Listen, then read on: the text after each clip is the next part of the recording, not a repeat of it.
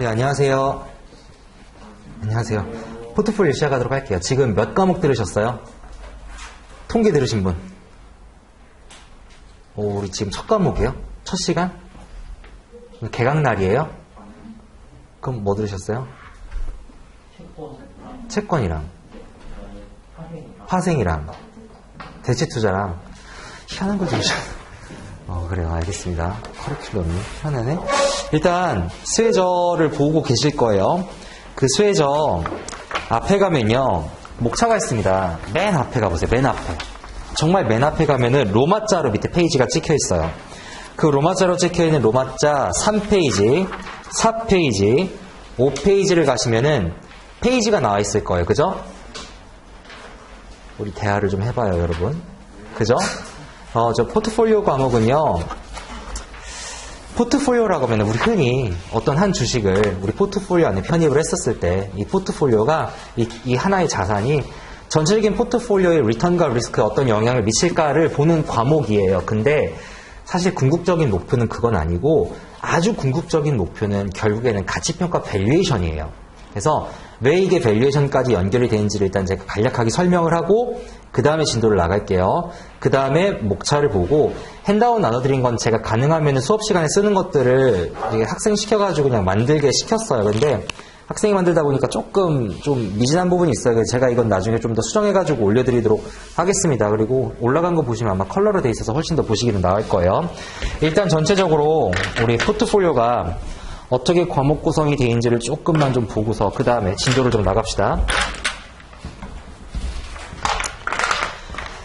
회계를 배웠으면 참 좋은데 안 배웠어도 상관은 없어요. 그냥 한번 들어보세요. 예, 거기 놔주시면 돼요. 여러분들이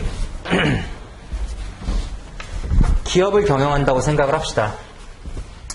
기업을 경영한다고 생각하면 제일 먼저 뭘 해야 되냐면 자금 조달부터 해야 될 거예요. 그죠? 자금 조달하는 소스는 회계에서는 크게 두 가지로 봐요. 첫 번째, 남한테 돈을 빌리거나, 두 번째, 빌린 게 아니면 뭐예요? 투자받거나, 동업하는 거죠. 출자받거나. 두 개로 본단 말이에요. 그럼 생각을 한번 해봅시다. 이게 기업에 우리가 흔히 재무상태표라고 얘기를 해요. 배우신 분들은 그냥 알아들으시면 되고 못 배우신 분들은 그냥 이런 게 있구나 생각하시면 돼요. 이쪽이 자산 사이드고 이쪽이 부채, 이쪽이 자본인데 아주 쉽게 얘기해서 여기 우리가 여기 크레딧 사이드라고 얘기를 하는데 부채와 자본 사이드는 내가 자금을 누구한테 얼마를 조달했는지를 보여준단 말이에요. 아주 쉽게 생각해서 내가 만약에 누구한테 돈을 빌렸다라고 하면 여기 부채 사이드의 계산이 될 거고요. 내가 만약에 돈을 누구로부터 출자를 받았다라고 하면 여기 에쿼티 사이즈에 여기다가 계산이 될 거예요. 따라서 내가 만약에 부채로 100원을 조달하고 자본으로 200을 조달했다고 생각을 합시다. 즉 은행권에서 대출을 100원 받은 거예요. 또는 예를 들어서 내가 사채를 발행해서 100원을 받은 거예요. 그럼 이자 줘야 되겠죠. 사채에 대해서. 200이라는 건 뭐냐면은 예를 들어 내가 주식 발행한 거예요. 또는 뭐 예를 들어서 우선주를 발행한 거예요. 이렇게 해서 300원을 조달했다고 가정을 합시다. 자산 사이드는 뭘 나타내는 거냐면 이 300원을 내가 캐시로 들고 있으면 캐시에다가 여기다 300을 써주면 되는 거고요. 인벤토리를 들고 있으면 여기 인벤토리에다 재고자산에다가 써주면 되는 거고, 어카운트 리시버블로 들고 있으면 또는 PP 유형자산 무형자산으로 들고 있으면 여기다 써주면 되는 거고요. 결론적으로 그래서 내가 300을 조달했을 때 이 자금을 내가 어떤 형태로 들고 있는지를 보여주는 게 왼쪽 사이드라고 생각하시면 돼. 아주 쉽게 그냥 오른쪽 사이드는 내가 얼마를 누구로부터 조달했냐, 왼쪽 사이드는 이 자산을 내가 어떤 형태로 갖고 있냐. 쉽게 생각해서 어렵지 않죠? 자, 그럼 내가 300을 조달했어요. 근데 조달했었을 때 여러분이 300을 조달했을 때 어떤 생각이 들 거냐면 그럼 내가 얼마를 벌어야지 적어도 본전을 칠까라는 생각을 하겠죠. 그렇죠? 안 하겠어요? 그러면은 자, 이 300을 빌렸을 때 첫 번째, 여기 100원에서는 뭐가 나갈 거냐면은 이자 비용이 나갈 거예요. 100만 원이라고 합시다. 자, 100만 원에 이자 비용 한 5%씩 나간다고 가정을 합시다. 그럼 이자 비용 얼마 나가요? 5만 원씩 나갈 거예요. 자, 주주가 여기다가 200을 불입을 했어요. 주주가 200을 불입할 때 여러분 주식 투자할 거 아니에요. 주식 투자하면은 여러분들이 주주로서 회사에다가 요구하는 요구 수익률이 있을 거라고요. 나 적어도 네가 이 정도 벌어줬으면 좋겠어. 흔히 얘기하는 배당 수익률, 흔히 얘기하는 자본이득, 회사의 가치가 커져가지고 기업 가치가 올라가면 주식 가치가 올라가는 거. 따라서 이 주주가 예를 들어서 한 10% 정도, 뭐 이거는 조금 다 다르기는 한데 뒤에 나오겠지만 되게 스몰캡, 소형주 같은 경우에는 한 14에서 15% 정도 14% 정도 초반대. 그 다음 대형주 같은 경우는 한 10% 정도를 요구한다고 알려져 있어요. 그 다음에 그럼 하게 되면요. 한 20만 원 정도 적어도 요구를 하는 거겠죠. 이거 두 개를 더해봅시다. 이거 두 개를 더하면은 결론적으로 내가 올해 얼마를 벌어야지 이 투자자들의 니즈를 만족시키냐면은 얼마는 벌어야 돼요? 한 25원 정도는 벌어야 돼요. 이건 뭐냐면 내가 최소한도로 벌어야 되는 거예요. 왜? 내가 돈을 투자받았잖아요. 그럼 투자자들은 여기에 대해서 욕을 할 거란 말이에요. 그럼 내가 이 정도를 벌었을 때 적어도 우리 기업은 똔똔인 거예요. 변하지 않는 거. 이 상태가 본전인 상태. 기업 가치가 그대로인 상태. 왜? 지금 보시면요. 얘가 10% 요구하면 얘한테 20이 가요. 근데 기업 가치가 그럼 20이 가면 매년 20씩 가면 기업 가치 300으로 그대로 똑같을 거 아니에요. 그죠? 근데 회사는 뭐예요? 영업 활동을 통해서 돈을 더 벌고 그 돈을 회사에 유보하면서 회사가 쭉 커지는 거죠. 그렇기 때문에 이 300이라는 게 커질 때 뭐가 커지냐면 기업 가치가 커지는 말이에요. 아주 정확하게 얘기하면 채권의 가치는 그대로 있을 테니까 자본의 가치가 커질 때 회사의 가치가 증가하죠. 그래서 흔히 재무학에서는 기업 가치의 극대화를 주주 가치의 극대화로 놓기도 해요. 왜 그러냐면 이런 관점 때문에 그러는 거예요. 그런데 그런 거 다 차치하고 자 다시 우리 얘기로 돌아와서 지금 우리가 포트폴리오 관점에서 보고 있는 거잖아요. 왜 포트폴리오를 배우는지 가치평가랑 연관이 된다고 했었죠.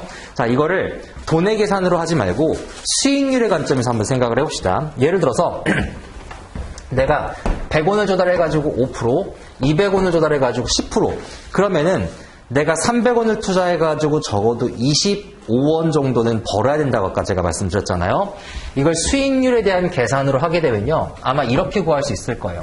내가 300원을 조달을 했는데 그 중에 100원만큼은 조달 비용이 얼마가 들었냐면 5%가 들었어. 내가 300원을 조달을 했는데 그 중에 200원을 조달할 때는 조달 비용이 몇 프로 들었어? 10% 들었어. 그러면은 계산이 조금 애매하긴 한데 3단이라서 이거 빨리 계산하면은 300분의 25가 될 테니까 계산 좀 해봐주시게. 대충 10%가 안 나올 텐데 대충 그냥 우리 10%라고 생각합시다. 10% 안 나올 텐데 몇 프로 나와요 이거? 8.9% 나와요. 감사합니다. 이 숫자 8.9%. 이 8.9%는 뭐냐면 내가 300을 조달했을 때 적어도 너희들한테 8.9%를 벌어주겠다고 평균적으로 얘기를 하는 거고 그 말인즉슨 이거는 회사 입장에서는 허들레이지라고 얘기를 하죠. 적어도 이 정도 금액은 넘어줘야 되는 거예요. 투자자 입장에서는 이거는 최소한도로 요구하는 요구 수익률, required rate of return이 되는 거고요. 그러면은 양측에서 이 수익률이 정해질 텐데 이 수익률보다 더 벌게 되면 내 입장에서는 좋은 건데 그 좋을 때 기업 가치가 커지겠죠. 근데 기본적으로 8.9%는 떼줘야 된단 말이에요. 그래서 이거를 재무학에서는 뭐라고 하냐면요. 들어보신 분들이 이거 있을 거예요. WACC라고 얘기를 해요. 뒤에 나올 거예요. Weighted Average Cost of Capital이라고 해요. 무슨 얘기냐면 자 내가 자금을 조달했어요. 자금 조달했죠. 어떻게? 내가 캐피탈을 조달했어요. 뭘로 조달했어요? 채권으로 100, 부채로 채권으로 100, 자본으로 200. 내가 캐피탈을 조달했는데 조달하는데 뭐가 들어가냐면 비용이 들어가요. 그 비용이라는 거는 채권으로 따지게 되면 이자 비용이 들어가는 거고 주주한테 조달했으면은 내가 배당을 줘야 되고 자본이득을 보여야 되고 그 비용이 들어간다고요. 그 비용을 weighted average, 뭘로 가중평균한 거냐면요. 조달된 금액에 대한 가중평균으로 한 거예요. 그게 가중평균 자본비용이라고 우리나라에서 번역하는 얘기예요. 그럼 가중평균 자본비용의 정확한 의미는 뭐냐? 다시 돌아가서 투자자 입장에서는 내가 이 정도 돈 줄 테니까 너 최소한 나한테 이 정도는 벌어주라고 하는 요구 수익률이 되는 거고 반대로 투자를 받은 회사 입장에서는 적어도 이 정도를 갚아야 되는 cost of capital, 자본비용이 되는 거라고요. 이해되셨어요? 자, 그럼 조금 더 확장을 할게요. 이게 자본비용이 됐으면 회사 입장에서는 적어도 이 정도를 벌어야 된다고요. 그런데 이 자본비용이라는 건 회사 입장에서 굉장히 중요해요. 왜? 이거를 넘겨야지 기업 가치가 커지는 거니까. 여기까지는 기업 가치가 똔똔이니까. 그럼 이거를 측정해내기 위해서 이 8.9% 지금 굉장히 심플하게 측정을 해냈는데 실제 실무에서 이걸 어떻게 측정하냐는 거예요. 볼게요. 실제 실무에서 예를 들어 요 5%라고 하는 거는 굉장히 측정해내기 쉬워요. 왜 그러냐면 내가 돈 빌렸잖아요. 빌렸으면 뭐가 있어요? 이자율이 있을 거 아니에요. 그죠? 은행도 이자율이 있고, 그 다음 사채업자도 이자율이 있고, 사채발행도 이자율이 있고, 모든 거에 이자율이 다 붙어 있다고요. 그럼 뭐 하면 되냐? 재무제표 열어요. 뒤에 주석 가요? 그럼 뭐 있어요? 주석에 내가 누구한테 돈을 빌렸는지가 뒤에 다 나와 있다고요. 은행별로, 차입금별로 다 주석에 나와 있어요. 그럼 실제로 어떻게 해요? 그 차입금별로, 금액별로 이자율을 가중평균하면은 요 숫자는 쉽게 나와요. 어렵지 않겠죠. 그죠? 여러분 입장에서 빌린 돈 다 있을 거 아니에요. 그럼 빌린 돈에 대해서 금액과 이자율 가중평균 해가지고 하면은 요 5% 나온다고요. 문제는 얘예요. 자, 주주가 200을 꽂아요. 근데 아까 봤듯이 요 채권자 가치는 안 변한다고 했잖아요. 채권자 가치는 변하지 않아요. 왜? 채권은 이자만 주면 되니까. 주주 입장에서 200을 꽂았어요. 근데 주주가 최소한도로 요구하는 건 10%지만 회사 가치가 더 커지게 되면 주주는 뭐예요? 더 많이 가져가죠. 회사의 향후 이익을 향유한다고요. 그럼 주주 입장에서 요구하는 요구 수익률이라고 하는 거는 가변적이겠네요. 그래서 채권을 픽스드 인컴이라고 하잖아요. 왜 픽스드 돼 있으니까. 이자율이 픽스드 돼 있으니까. 근데 주식은요, 에코티라고요. 자본이에요. 네가 더 많이 벌어가면은 거기에 내가 쉐어가 있기 때문에, 쉐어홀더라고 하잖아요. 쉐어가 있기 때문에 내가 그만큼 더 가져오겠다라고요. 그럼 얘 10% 이거 어떻게 측정할 거냐는 거예요. 이 10%는 나올 수 있는 게 아니에요. 아까 제가 얘기했듯이 배당이랑 자본이득에 대한 그 수익률로 계산하면 돼요. 근데 배당이라는 거는 우리나라에서는 이거 주총 의결사항이고 미국에서는 이사회 의결사항이에요. 정할 수 있다고요, 임의로. 주가의 수익률이라는 거 이거 알 수 있어요? 모르잖아요. 그죠? 그럼 이거를 정하는 게 문제고 이게 정하는 게 문제가 되면 이것도 문제가 된다고요. 이게 왜 또 문제가 되냐면 이 8.9%를 어디에 쓰느냐? 가치평가할 때 예를 들어서 가치평가하는 로직은 다 똑같아요. 첫 시간이니까 가볍게 들으세요. 저 너무 무거운 주제를 던졌나? 가치평가라는 방법은요. 크게 세 가지예요. 첫 번째는 이렇게 생각합시다. 여러분이 아파트를 짓다가 이 아파트를 중간에 다 못 지었어요. 그래서 내가 이거를 이제 저 사람한테 팔아야 돼요. 얼마에 팔겠어요? 첫 번째 이렇게 얘기할 수 있어요. 너 여기 얼마 더 태우면은 이거 완공해가지고 얼마에 팔 수 있어. 그럼 내가 지금 80% 완공했거든? 나 80%는 네가 줘야 되지 않겠니? 라고 얘기하는 방법도 있고, 두 번째, 내가 이거 80% 정도 완공했는데 저기 보니까 80% 완공한 애들을 보니까 이 정도에 팔리더라. 너 이거 사가야 되지 않겠니? 라고 얘기하는 방법도 있어요. 근데 사는 사람 입장에서 이걸 받아들일지는 좀 의문인 거죠. 왜냐하면 이거 80% 네가 완공했다고는 하지만 내가 안 도와주면 너 이거 100% 못 채우잖아. 또 못 팔잖아. 그러니까 나 그거 안 받아들일 거야. 라고 할 때 이 사람이 최종적으로 얘기하는 게 뭐냐면 그럼 나 원가만 쳐줘라고 얘기할 수 있다고요. 그냥 얘기 드리는 거 아니에요. 첫 번째 방식은 뭐였냐면 내가 쉐어를 달라고 하잖아요. 그죠? 쉐어는 뭐예요? 이익분배법이에요. 두 번째, 예를 들어서 나 쟤랑 좀 비교해가지고 쟤만큼은 줘. 상대가치법이에요. 그 다음 예를 들어서 내가 여기 지금 원가 얼마 들였거든? 지금 자재 깔고 인허가 받고 인건비 얼마 쓰고 내가 이거 쓴 돈이 한 1,000만 원이야. 1,000만 원 정도만 보상해줘. 나 원금만 받고 나갈게. 이렇게 주장할 수도 있겠죠. 그죠? 신뢰성 있는 자료들을 내밀어서. 그래서 이렇게 얘기하는 걸 우리가 자산접근법이라고 얘기를 해요. 크게 첫 번째가 자산접근법이 있어요. 두 번째, 근데 이 자산접근법이라고 하는 게 그냥 배경지식이니까 들어보세요. 자산접근법이라고 하는 게 신뢰성은 있어요. 무슨 얘기냐면 내가 실제 투입한 원가 베이스로 가는 거거든요. 근데 문제는 내가 100만 원을 투입을 하고 1,000만 원을 투입을 했는데 이 자산이 앞으로 100억이 될 수도 있고 1,000억이 될 수도 있고 이 회사가, 이 기술이 더 빵 터질 수 있는 거 아니에요. 그죠? 미래가치 같은 것들을 전혀 반영 못해요. 그 다음에 얘가 1,000만 원만 들어가는 게 아니라 앞으로 돈이 더 들어갈 수 있죠. 커스터마이징도 못한다고요. 지금까지 들어간 것 기준으로 보는 거예요. 비교 대상도 안 되고요. 그러다 보니까 이런 첫 번째 에셋 어프로치를 쓰는 경우는 굉장히 한정적이에요. 언제만 쓰냐면 예를 들어서 청산가치를 매길 때 법원에서 자 청산가치 언제 매겨요? 이 회사를 청산해야 될지 아니면 계속 가게 해야 될지 결정할 때 예를 들어 쌍용자동차 청산해야 된다고 결정났죠. 자 청산해야 된다고 할 때 뭘 매기겠어요?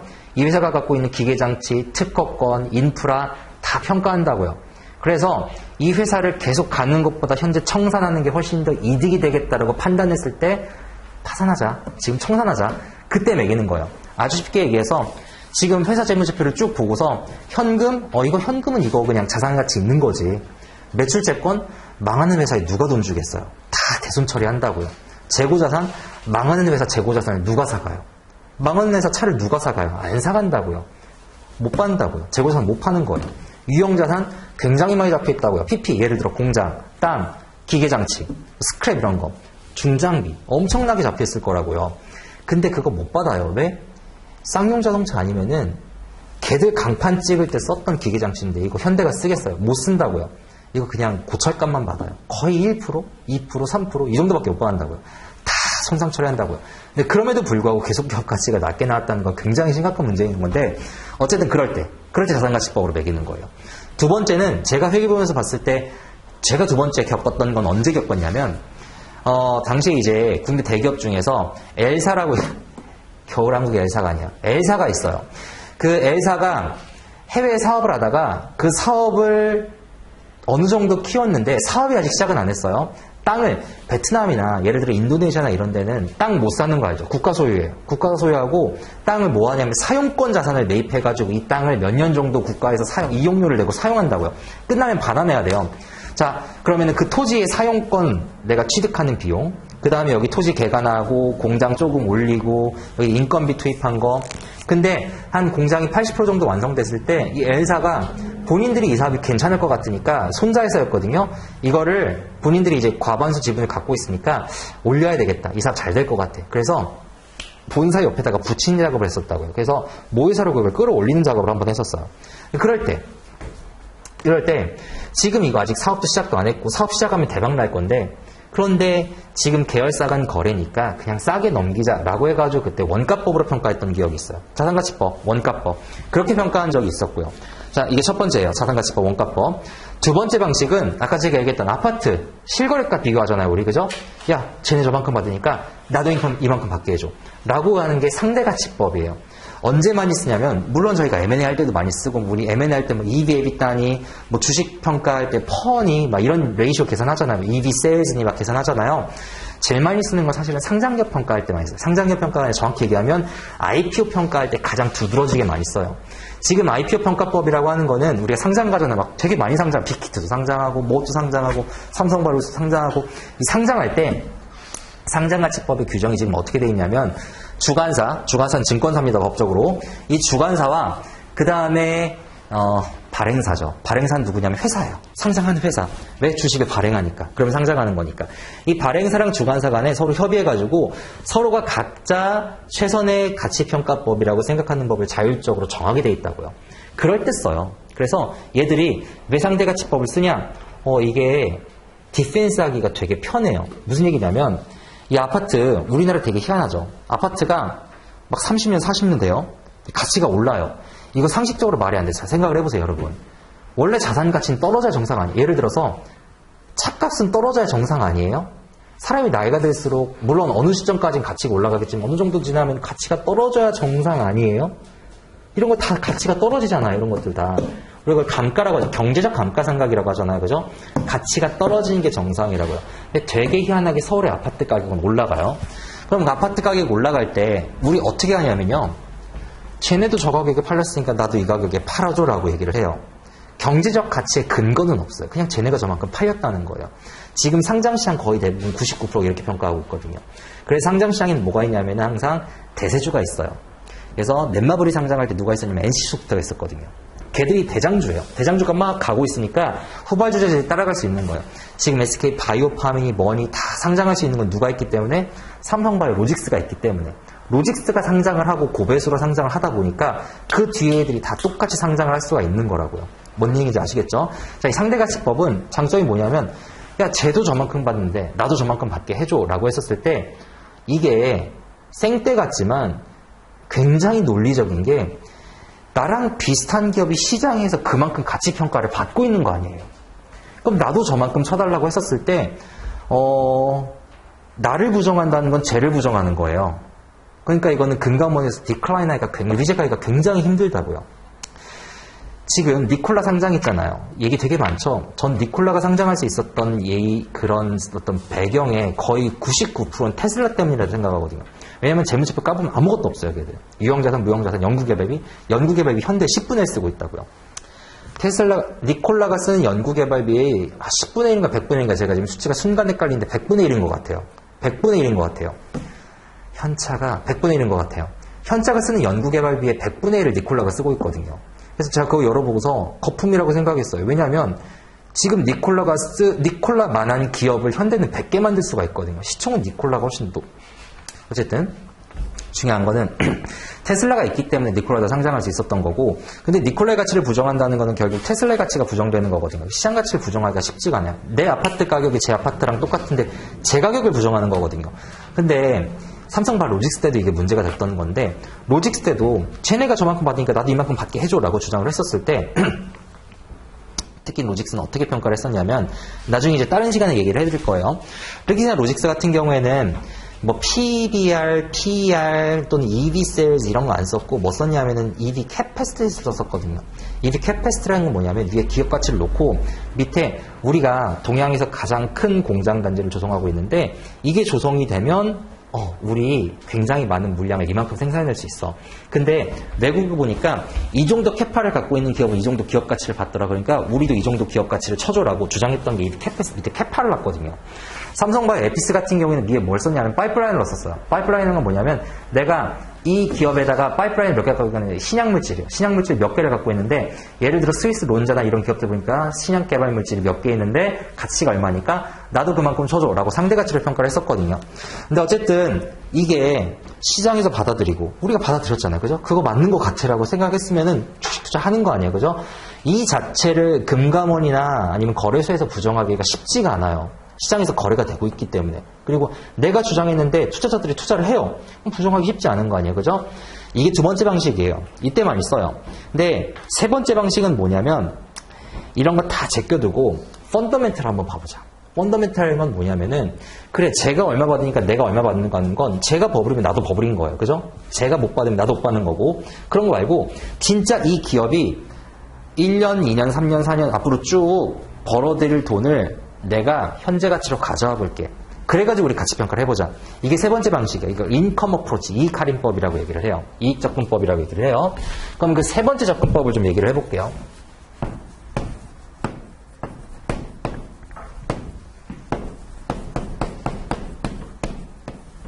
인컴 어프로치의 기본적인 논리는 이래요. 이거 소송에서도 많이 쓰는데 예를 들어 여러분들이 다쳐요. 근데 누구에 의해서 상해를 입었어요. 소송을 걸어야 돼요. 그럼 어떻게 걸어요? 내가 어떤 사람인데 나 1년에 이만큼 벌어. 특히 공무원들 굉장히 안정적으로 따박따박 받잖아요. 그죠? 나 이만큼 돈 받는데 너 때문에 내가 다쳐가지고 내가 이 돈을 못 버니까 너 나한테 이만큼 보상해줘야 돼. 이 논리예요. 내가 이거 벌고 이렇게 벌고 있는데 내가 이 돈 못 버니까 너 이만큼 보상해줘. 인컴 어프로치예요. 그러지 않겠어요? 그럼 뭐가 나와야 돼요? 내가 앞으로 벌 돈이 나와줘야 되겠죠. 그 돈을 뭐예요? 현재 가치를 당겨온다고요. 기업도 마찬가지예요. 밸류션 할 때 이 인컴 어프로치를 쓰게 되면 내가 앞으로 벌 돈이 있을 거라고요. 그거를 위에다가 이제 캐시플로우를 위에다 분자에다가 놓죠. 그거를 우리가 뭘로 할인해오냐면요. 어떤 특정한 할인율을 써가지고 할인해와서 그거를 다 더해준다고요. 그게 기업 가치예요. 그때 여기 현금 흐름은 어떻게 추정하냐면요. 우리가 이제 밸류션 할 때 이 추정을 이제 회계사들이 로직을 만들 텐데 어떻게 만드냐? 예를 들어서 물건 몇 개 팔 거야? 얼마에 팔릴 거야? 종업원들 비용은 얼마 쓸 거야? 투자는 얼마 할 거야? 등등등등등등 다 빼가지고 여기 캐시플로우를 만들고 그 다음에 할인율 같은 경우에는 자, 이 회사의 할인율을 써야 될 거 아니야. 할인율이라는 건 뭐냐면 요거예요. 지금 우리 배웠던 빨간색에서 배웠던 요거예요. 내가 이 현금을 만들어내기 위해서 자금을 조달했다? 얼마로 조달했어? 8.9%로 조달했어. 이거를 여기다가 꽂아 쓰는 거예요. 기업 가치랑 연결이 되세요? 그때 중요한 건 뭐냐면요. 그래요. 이 8.9%를 구할 때 이자율은 구할 수 있다고요. 요거를 구하기가 되게 애매하다고요. 그래서 요거를 구하는 작업을 해야 되는데 그럼 이거 어떻게 구할 거냐? 이거는 우리가 뭐라고 하냐면요.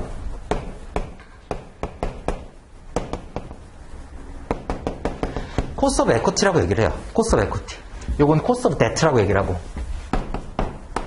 부채의 자본 조달 비용이고 이거는 자본의 자본 조달 비용이고 자 그럼 코스트 에쿼티를 어떻게 구할 거냐 몇 가지 방식이 있는데 첫 번째 이렇게 구할 수도 있겠죠. 예를 들어 야 돈을 빌린 사람도 5%인데 너 내가 프리미엄 조금 더 줄게. 너 주식 투자니까 위험하잖아요.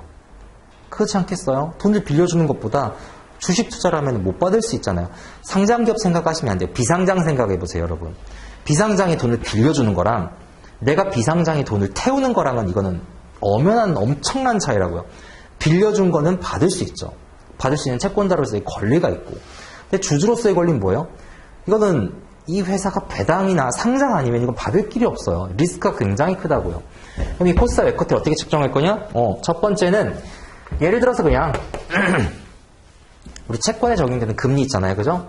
무위험 수익률을 쓸 수도 있고 국채 금리를 쓸 수도 있고 여러 가지 채권의 금리에다가 플러스 리스크 프리미엄을 얹자 라고 그냥 심플하게 생각할 수 있죠. 채권 수익률 얼마인데 예를 들어 지금 CD 금리 없는데 너 주식에 투자할 때 가산되는 그냥 가산금리를 좀 얹어줬으면 좋겠어 라고 할 수도 있고, 두 번째 방식으로 뭘 쓸 수 있냐면요,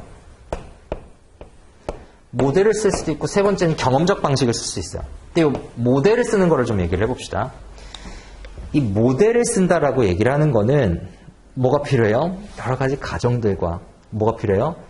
아주 특수한 상황에서 이 모델에 대해서 우리가 배워가지고 적용하는 과정이 필요할 거 아니에요. 그럼 이 모델을 통해서 우리가 뭘 구할 거냐면 코스트 오브 에쿼티를 구할 거거든요. 지금 포트폴리오 과목에서 종국으로 가는 게 바로 요거 모델을 구하는 거예요. 그래서 여기 밸류에이션까지 연결시키려고요. 그럼 결국은 지금 오늘 제가 지금 진도 나가는데 1, 2, 3교시 나가고 다음에 4, 5, 6교시를 나갈 거예요. 그 6교시까지 배우는 게 뭐냐면 여기서 모델 돌리는 거예요. 이 모델을 돌려가지고 결국 우리가 뭘 뽑을 거냐면 코스트 오브 에쿼티를 뽑을 거예요. 그 에쿼티를 뽑아가지고 이거를 코스트 오브 데트랑 믹스해서 웹을 만들어가지고 결국에는 나중에 다른 과목, 코퍼레이트 파이낸스, 재무관리 배울 거 아니에요. 그죠? 또 에쿼티 과목 배울 거 아니에요. 그죠? 거기에서 요거랑 매칭시켜가지고 할인해야지 결국엔 주식가치평가, 기업가치평가를 만들 거라고요. 쉽게 생각해 봅시다. 주식가치평가예요. 그럼 주식가치평가 어떻게 할 거냐? 두 가지 방식인데 첫 번째는 뭐냐면 요 기업가치를 구하는 거예요. 부채가치랑 에쿼티가치 구할 수 있겠죠. 그러면은 요 현금 흐름 추정할 때 부채에 대한 현금 흐름과 자본에 대한 현금 흐름, 즉 주주에게 돌아가는 현금 흐름과 채권자에게 돌아가는 현금 흐름 구하고 그거를 8.9%로 할인해오면 그게 기업가치가 될 거 아니에요. 거기에서 채권자한테 줘야 되는 거 빼면 나머지 주주가치가 되겠죠. 그렇게 구할 수도 있고, 또 그냥 아예 요 주주가치만, 요 주주한테 돌아가는 돈만 따로 계산해내는 거예요. 주주한테 돌아가는 배당과 그 다음 주주한테 돌아가는 자본이득과 그것만 따로 계산해내가지고 그거를 내가 어떻게 하냐? 그거를 여기 있는 코스트 오브 에쿼티 모델을 통해서 계산해내면요, 그건 바로 주식가치가 되겠죠. 그렇게 자본가치를 구할 수도 있고 여러 가지 방식이 있을 수 있어요. 근데 어쨌든 결국은 뭐냐면 이걸 배우는 이유는 할인해가지고 결국에 가치를 평가하기 위해서다. 그 정도만 아시면 될 것 같아요. 요거는 심플하거든요. 이 됐죠? 왜 지금 포트폴리오 배우는지. 그래서 죄송합니다. 공기가 너무 안 좋아요. 그죠? 살기가 너무 힘든 세상인 것 같아요. 네? 왜요? 질문 있으세요? 살기가 너무 힘든 세상인 것 같아요. 아니 툭하면은 서쪽에선 자꾸 병균 날라오고 병균 안 날라오면 자꾸 먼지 날리고 동쪽 저기 섬나라는 자꾸 툭하면 원전 터뜨리고 그러잖아요. 너무 살기가 힘들어요. 남쪽은 바다고 위에는 핵소고 갈 데가 없어요. 참 진짜. 근데 자꾸 집값은 오르고 갈 데도 없고 집값은 오르고 재밌는 세상이에요. 그죠?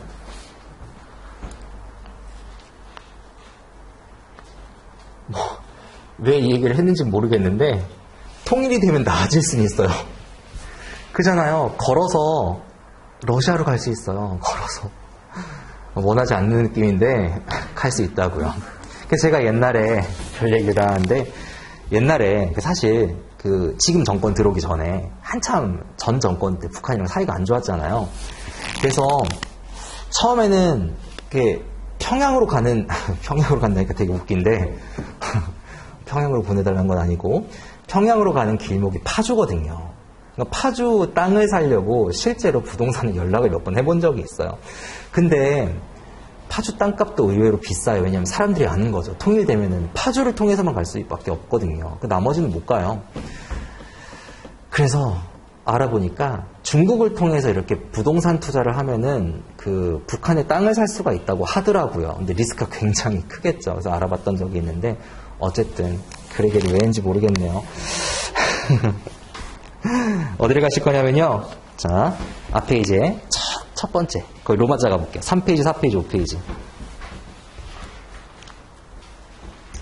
얘기가 나온 김에 조금만 더 말씀드려요. 이 얘기를 하려고 했던 건 아니에요. 근데 그냥 말씀만 드리면 저는 통일의 정치학적 의미, 인문학적 의미 이런 건 솔직히 잘 모르겠어요. 근데 경제학적 의미만 놓고 보면 의미는 있어요. 왜냐하면요. 잘 봐요. 우리 지금 생산 가능 인구가 줄고 있잖아요. 그러니까 이제 우리 인구가 줄고 있다고요. 그래서 제가 지금 정확한 숫자는 기억이 안 나는데 하여튼 많이 줄더라고요. 들어보니까 굉장히 많이 줄더라고요. 앞으로 10년간은 안 준대요. 생산 가능 인구가 줄기는 하지만 그래도 10년 정도는 이 정도 수준의 인구가 유지는 되는데 10년 후부터 이게 막 얼마씩 줄더라. 연 100만 명씩 줄던가? 또 뭐 100만 명씩 줄 수 있어요. 100만 명씩 줄던가 50만 명씩 줄던가 막 그렇게 줄더라고요. 그래서 결론적으로는 앞으로 10년 내에는 집값이 안 떨어진다고 얘기를 하시는 분들도 있기는 한데 그 얘기를 하려고 했던 건 아니고 어쨌든 통일이 되면은 영토적으로 일단 한 2배 정도가 커지는데 북한 영토가 우리보다 넓은 거 아세요? 북한 영토가 우리보다 조금 더 넓거든요. 물론 산지가 많긴 하지만 넓기는 넓어요. 근데 각 나라의 경제력을 평가를 할 때 이렇게 평가하기는 조금 그렇지만 영토가 어느 정도 있어야 돼요. 일본도 우리나라보다 2~3배 크거든요. 영국, 프랑스, 우리나라보다 이 2배보다 조금 더 커요. 그러니까 그 정도 땅은 정도 있어야 돼요. 어느 정도 그 정도는 있어야 되거든요. 그리고 인구학적으로도 5천만 명은 지금 우리나라 자꾸 줄고 있는데 5천만 명은 적은 인구에 속해요. 적어도 선진국 계열에 들어가는 나라들을 보면은 우리나라 선진국이에요. 근데 한 1억 명 언저리, 일본도 그렇고요. 영국도 그렇고 프랑스도 그렇고요. 그냥 그런 나라들 다 한 1억 명 정도 되거든요.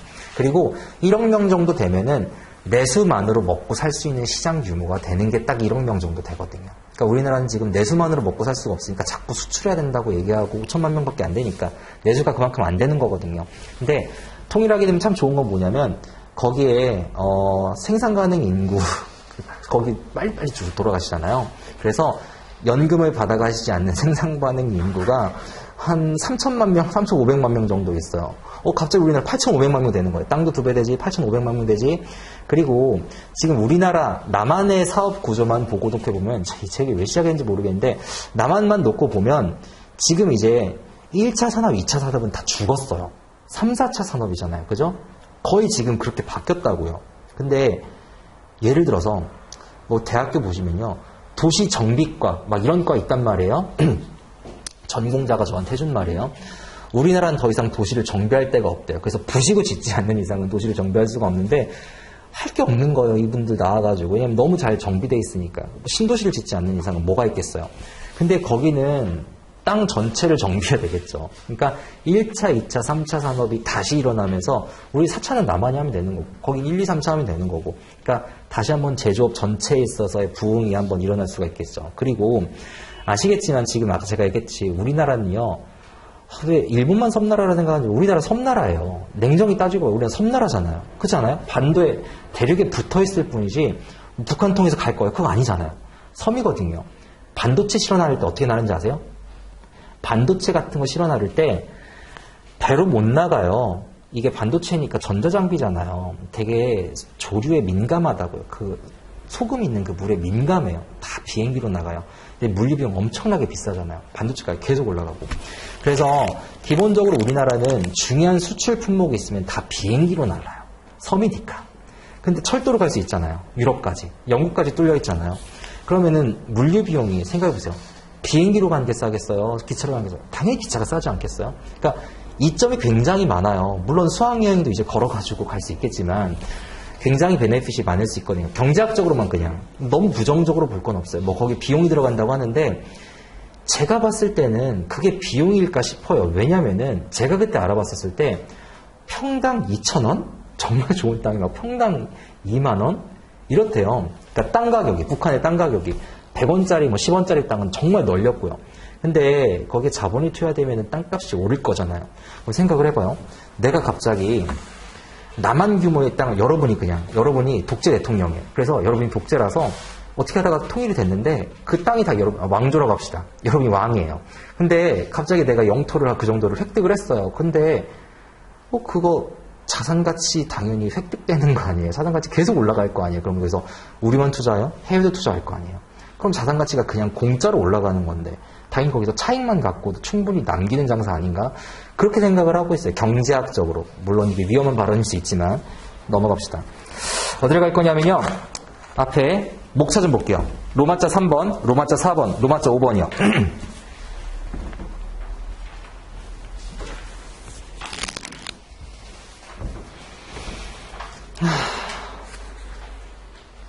로마자 3번 보시면 리딩 51이 있고요. 로마자 4번, 5번을 보시면 리딩 52, 53, 54, 55, 56, 57까지 있어요. 근데 리딩 56은 저희가 안 나가요. 테크니컬 애널리시스는 들어온 지 얼마 안 됐어요. 분석을 굳이 나누자면 주식가치 평가를 할 때 펀더멘털 애널리시스가 있고 테크니컬 애널리시스가 있어요. 펀더멘털은 우리가 기본적 분석이라고 얘기를 하고 테크니컬 애널리시스는 기술적 분석이라고 얘기를 해요. 극단적으로 예를 해볼게요. 애널리스트가 나와가지고 주식가치에 대해서 얘기를 하는데 예를 들어서 미래의 애플이 예를 들어 애플카를 만들 거예요. 그리고 그 애플카는 누구랑 손을 잡아서 어디에서 몇 대를 찍어낼 거고 얼마 정도에 팔 거고 이번에 아이폰이 새로 나왔고 그 다음에 에어팟이 새로 나왔고 몇 개가 팔릴 거니까 매출이 얼마 나올 거예요. 라고 하는 기업의 기초 펀더멘털 체력을 갖고 얘기하는 거는 우리가 기본적 분석인 펀더멘털 애널리시스라고 얘기를 해요. 여러분들이 속하게 되는 영역일 거예요. 거의 대부분. 그럼 여기 테크니컬 애널리시스는 뭐냐? 아침에 주식 방송을 키시면 요즘 주식이 되게 유행이죠. 아침에 주식 방송을 키시면은 어머니들이 하루 종일 틀어놓는 방송이 있어요. 그럼 밑에 이렇게 왼쪽에서 오른쪽으로 막 5만 주식들의 플러스 마이너스가 막 오가면서 주식 하시는 분들이 나와가지고 장봉이 어땠고 60일 이동평균선이 어땠고 골든크로스가 어땠고 막 이런 얘기를 해요. 그리고 예를 들어서 30일 이동평균선이 깨졌으니까 저점에서 손절을 하라 그래요. 고점을 돌파하면 추가 매수를 하라 그러고요. 근데 자 생각을 해봐요. 이게 되게 모순된 얘기인 게 원래 주식은 싸게 사서 비싸게 팔아야 되는 거 아니에요? 근데 이분들이 얘기하는 건 몇만 원 밑으로 내려가면 손절을 하래요. 그럼 언제 사요? 손절을 했는데 그건 알려주지 않아요. 근데 올라가면요. 얼마 정도 이동평균선을 올라가게 되면 그때는 익절을 하래요. 근데 익절하라고 아니죠. 추가 매수를 하라 그러죠. 근데 올라갈 때 계속 사면 언제 팔아요? 그게 이 테크니컬 애널리시스는 기술적 분석, 즉 통계 모델을 돌려요. 과거에 이랬기 때문에 미래에도 이럴 거다라고 하는 약간 펀더멘트를 빼고 얘기하죠. 아예 계열이 달라요. 의미가 없진 않아요. 왜냐하면 이 테크니컬 애널리시스에서 그러니까 이게 방향이 완전 다른데 그러니까 워렌 버핏이랑 그냥 이 테크니컬 애널리시스를 한번 생각을 해봐요. 이동평균선이 예를 들어서 60이동평균선이 깨져요. 그래서 자꾸 부정적인 시그널이 나와요. 그러면은 이건 워렌 버핏 입장에서는 굉장히 좋은 시그널이에요. 왜? 펀더멘털이 그대로 있는 상태에서 갑자기 어떤 단기적인 쇼크에 의해서 주가 이동평균선이 무너졌어요. 그럼 이거 싸게 살 수 있는 기회거든요. 사야죠. 이분들은 손절하라고 그러거든요. 완전 접근법이 다를 수 있다고요. 근데 얘가 맞고 얘가 틀리냐? 그건 아니에요.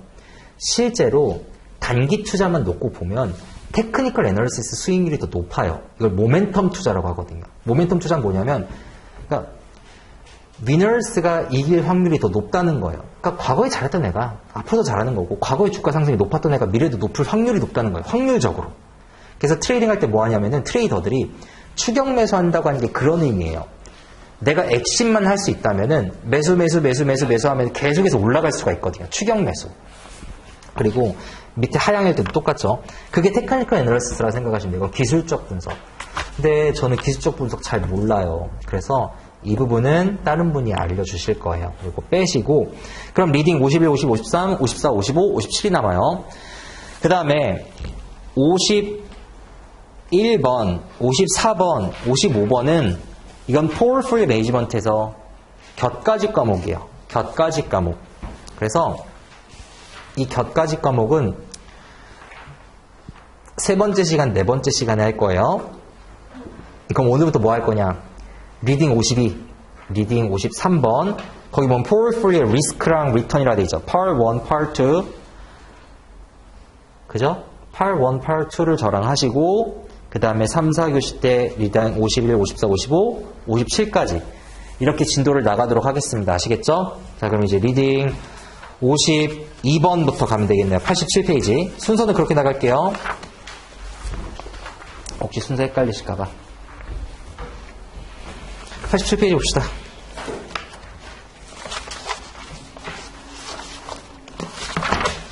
여기 뭐 장황하게 제가 막 썼지만요. 첫 번째 시간은 거의 대부분 제가 왜 저런 걸 가르치지라고 하는 통계 과목을 배울 거예요. 통계를 알아야지 이거를 계산해낼 수 있어요. 그래서 통계를 배울 겁니다. 아까 제가 통계 왜 배웠냐고 물어봤던 거예요.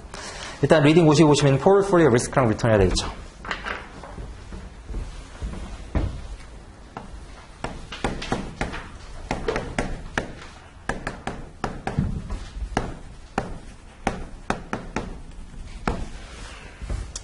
포트폴리오 리스크랑 리턴 봅시다. 종구에 여기까지 가는 게 목적인데 그래도 포트폴리오라고 하는 건 뭐냐면 개별적인 자산이 우리 포트폴리오에 편입이 됐었을 때 우리 포트폴리오에 미치는 즉 리스크랑 리턴에 어떤 영향을 미치는지를 배우거든요. 그러면은 왜 우리는 리스크랑 리턴을 볼까요? 에 대해서 생각을 해봐야 되겠죠. 하나하나 다 의미가 있는 거니까. 예를 들어 여러분들이 휴대폰을 산다고 생각을 합시다. 그냥 피지컬 에셋, 그냥 뭐 유형자산을 산다고 생각을 해봐요. 휴대폰을 살 때 여러분들이 고려하는 건 뭐가 있을까요? 생각을 해보면 뭐 디자인, 브랜드, AS, 스펙 등등등등을 고려를 하겠죠. 투자안을 놓고 생각을 해봐요. 투자안을 놓을 때 여러분 뭐를 고려해요? 첫 번째 수익률, 그죠? 두 번째 리턴 첫 번째, 두 번째가 리스크겠죠. 내가 이걸 감당해낼 수 있는 건지. 리스크라는 거는 단순히 위험만을 얘기하는 게 아니라 내가 여기에 돈을 태울 수 있냐에 대한 돈 태울 수 있는 능력이 있느냐, 그것까지 다 포함하는 개념이거든요. 그래서 파이낸셜 에셋을 볼 때는 딱 두 가지예요. 리스크 앤 리턴이에요. 근데 리스크가 먼저 나오죠. 사실은 우리가 리턴을 먼저 보지만 리스크를 먼저 보긴 해야 되거든요. 그건 나중에 말씀드릴게요. 그래서 이게 우리가 파이낸셜 에셋을 볼 때 고려해야 되는 두 가지 요소들이에요. 그리고 이 두 가지를 우리가 측정해내는 거를 여기 시간에서 배울 거라고요. 우리가 리스크를 어떻게 측정할 거야? 리턴을 어떻게 측정할 거야? 이거를 계속 배우는 과정이라고 생각을 하시면 돼요. 그래서 거기 밑에 LOS 52.A 가보시면요. 52.A Calculate and Interpret Major Return Measures에서 그 위에 보시면 모듈 52.1이라고 해서 뭐가 되어 있냐면 Return Measures라고 되어 있죠.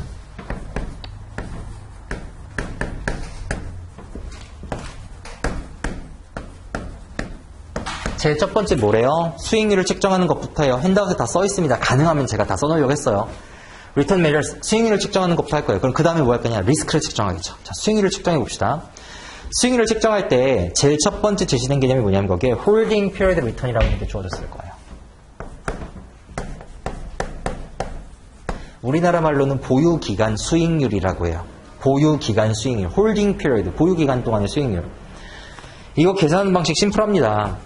예를 들어서 내가 100원을 투자했어요. 근데 110원이 됐어요. 수익률 얼마예요? 10%죠.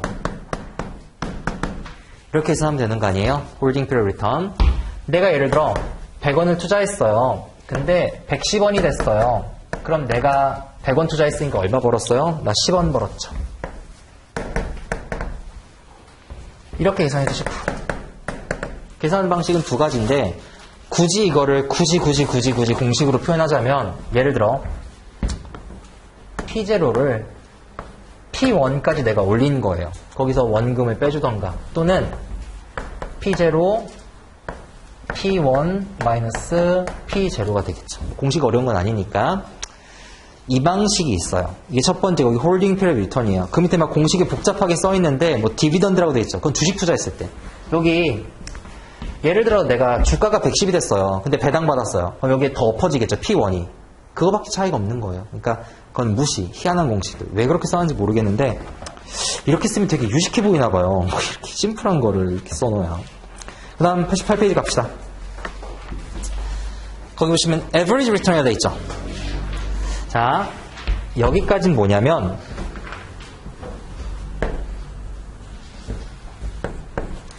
single period return, 단기간 모형이에요. 그런데 우리가 원하는 거는 장기간이에요. 무슨 얘기냐면 부동산 가격을 매길 때 50년대 아파트가 얼마였어요? 지금의 아파트가 예를 들어 얼마라고 합시다. 예를 들어 1억짜리 아파트가 지금 50억이 됐어요. 50배가 올랐네요. 근데 연평균 수익률로 계산해 보면은 이 상품이 주식 대비, 금 대비, 채권 대비, 다른 것 대비 얼마나 올랐는지 우리가 명확히 캐치할 수가 있겠죠. 그죠? 즉, 우린 항상 뭘 하냐면 단기간으로 놓고 보는 게 아니라 다기간으로 놓고 이거를 잘라가지고 연평균 수익률이 얼마인지를 계산을 해내야 된다고요. 그래서 이 단기간 모형은 사실 그냥 단순할 때 쓰는 거고 우리 대부분 다기간 모형을 써서 평균을 낸다고요. 그 다기간 모형의 첫 번째로 나오는 게 거기 뭐냐면 Arithmetic Mean Return이라는 거예요. 산술평균이라고 되어 있죠. 산술평균 굉장히 심플하죠. 산술평균 Arithmetic Mean Return 보시면요. 예를 들어 태연이 있고요. 태연이란데 태연은 남자지.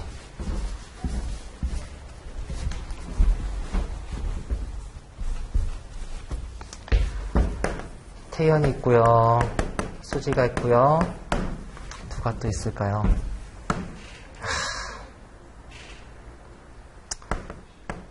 미자라고 합시다. 누군지 모르겠어요. 아이돌 이름이 생각이 안 나요. 유나라고 합시다. 나이가 드니까 기억력이 70점, 80점, 90점, 평균 내면 80점이죠. 너무 심플하죠. 굳이 공식으로 표현하자면은 n분의 뭐 P1, P2, P3 또는 R1, R2, R3라고 해야 되겠죠. 리턴이니까. 수익률. 10%, 20%, 30%, 평균 내면 20%. 근데 문제는요. 이 아리스메릭 산술 평균을 쓰게 되면 수익률을 과대 계상하는 오류를 범하기 쉬워요. 예를 들어 볼게요. 여기에 써있나? 네, 그 밑에 example 보시면 되겠네요. example 좀 보시겠어요? 거기다 써놨으니까 잘 봐요. 예를 들어 100원짜리가 1 플러스 10%로 1년차 때 수익률이 나고요. 밑에 써있어요. 1 플러스 20%로 2년차 때 수익률이 났다고 생각을 합시다. 그럼 2년 후에는 이 돈은 얼마가 돼 있을까요? 110원, 20%니까 132원. 그죠? 우리 대화하죠, 여러분?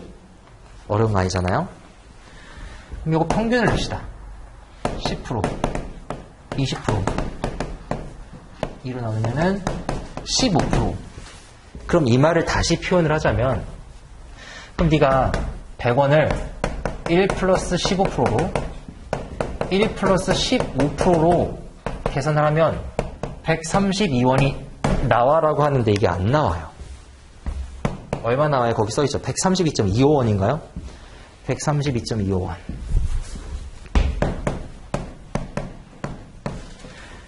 다시 얘기하면 여기에 있는 산술 평균은 15%가 아니에요. 15%가 아니라는 게 아니라 산술 평균은 15%가 맞는데 이 15%라는 숫자가 과대 계산된 거예요. 계산을 잘못한 거예요. 이렇게 15%가 나는 게 아니라 132원이 나오려면 사실은 15%보다 훨씬 더 낮은 수익률이 나와야 된다고요. 산술 평균은 평균을 과대 계산하는 오류를 범해요. 그럼 어떻게 구해야 되냐? 기하 평균으로 구해야 돼요. 세 번째 나오는 게 뭐냐면 Geometric Mean Return이라는 게 나올 거예요.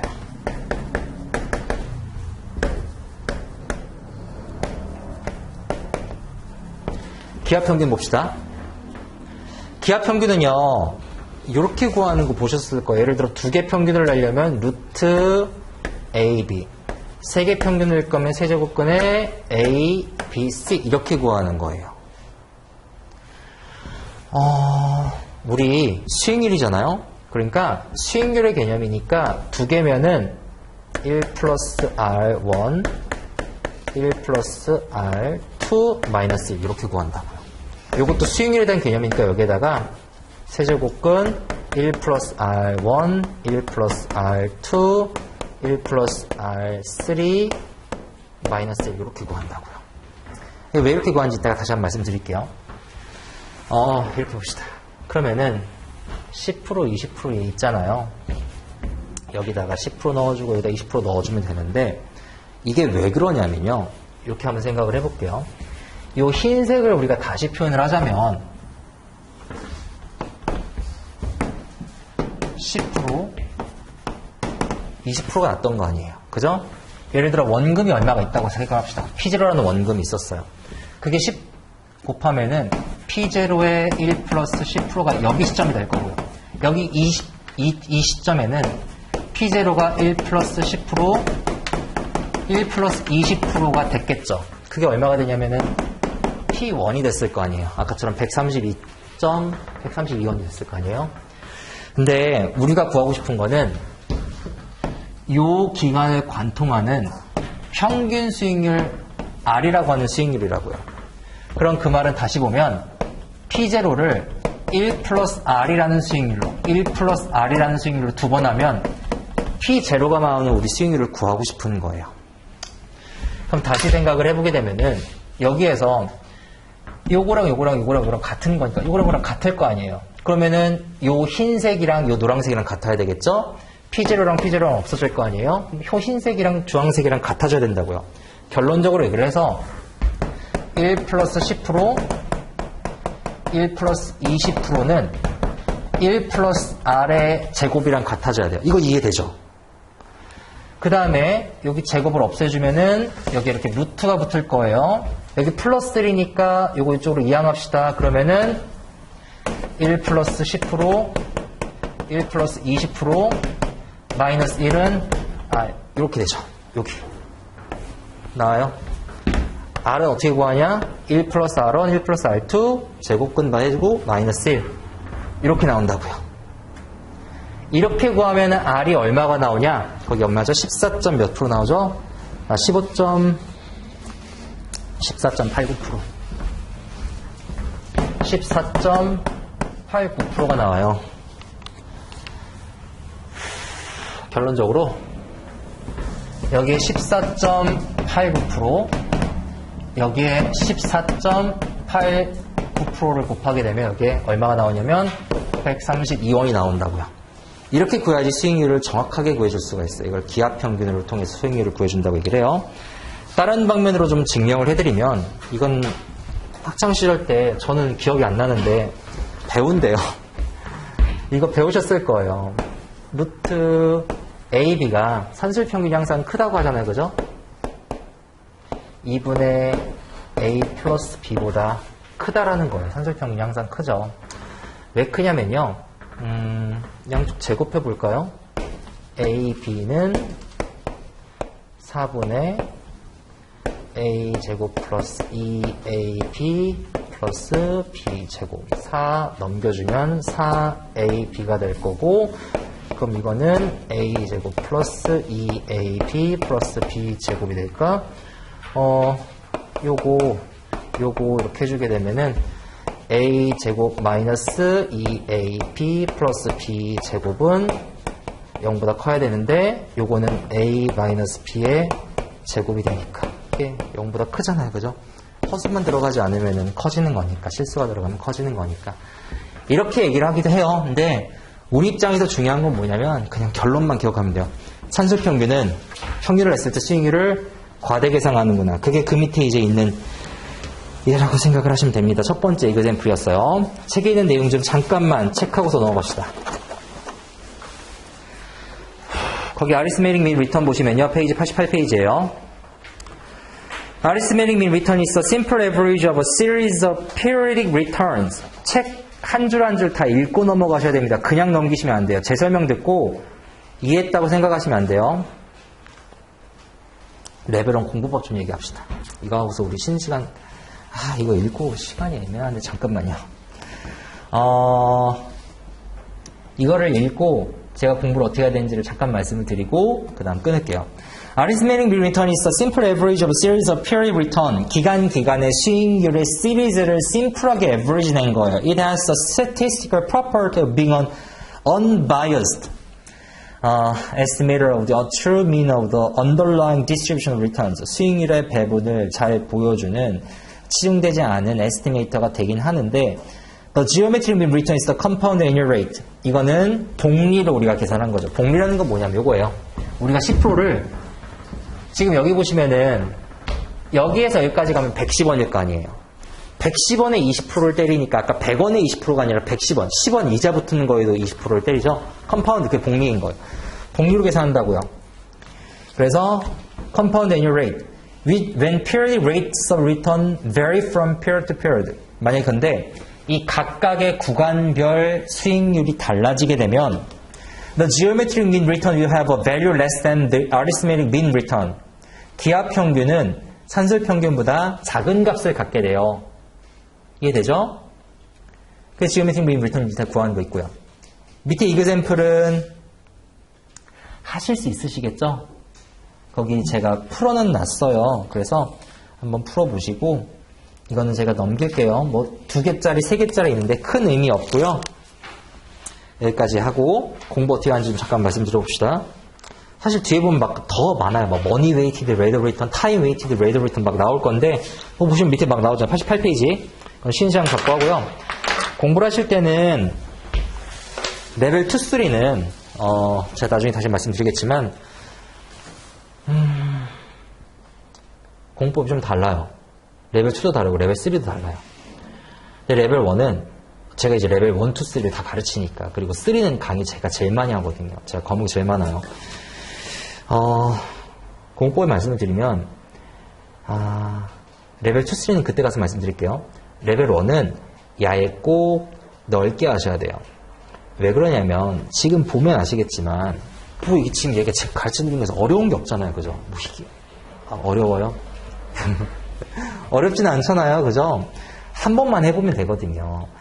물론 한 번 하지 않아도 되는 과목들이 좀 있어요. 뭐 회계 같은 것도 처음 하는데 어떻게 한 번에서 되겠어요. 그죠? 몇 번씩 해야 되는 과목들도 있는데 그래도 지금 이거 보시면은 한 번 하면 솔직히 문제 풀지 않겠어요? 그죠? 근데 제가 제가 공부할 때 어땠었냐면 나중에 막판 가니까 시간이 너무 부족한 거예요. 그래서 제가 나름대로 포트폴리오를 짰죠. 나 이 과목은 자신 없으니까 제끼고 내가 잘하는 과목에 집중을 하자. 근데 막상 시험장을 딱 갔는데 시험 문제가 그렇게 안 어려워요. 주관적이에요. 근데 어쨌든 그렇게 안 어려워요.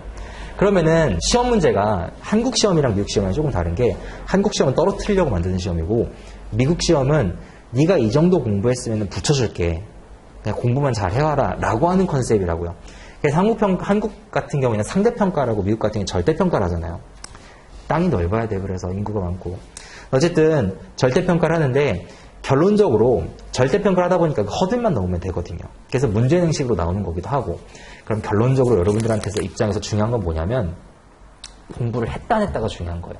내가 이걸 막 진짜 미친 듯이 깊게 파가지고 막 지오메트릭 민 리턴의 막 어떤 역사적 의미 막 이런 것들을 막 알아야 되고 그런 거 아니에요. 그냥 한번 읽고 이해하고 풀 수 있고 그럼 그냥 넘기시면 돼요.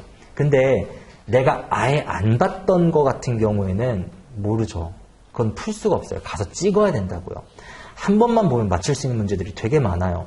예를 들어 지금 지오메트릭 민 리턴이 수익률을 과소 계산한, 정확히 얘기하면 산술평균 과대 계산하는 거죠.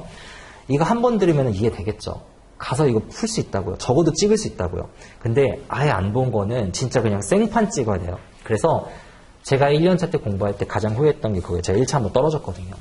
1차 한번 떨어졌을 때 가장 후회했던 게 내가 왜 과목을 스킵했을까? 그 생각을 제일 많이 했었어요. 레벨 1 같은 경우는. 그래서 시험 보는 날까지 한 과목이라도 포기하지 말고 가능하면 강의를 한 번이라도 듣고 가능하면 살짝 정리하고 그 다음 들어가세요. 물론 어려운 과목도 있어요. 예를 들어서 뭐 회계라든가 있어요. 파생이라든가 등등 있겠죠.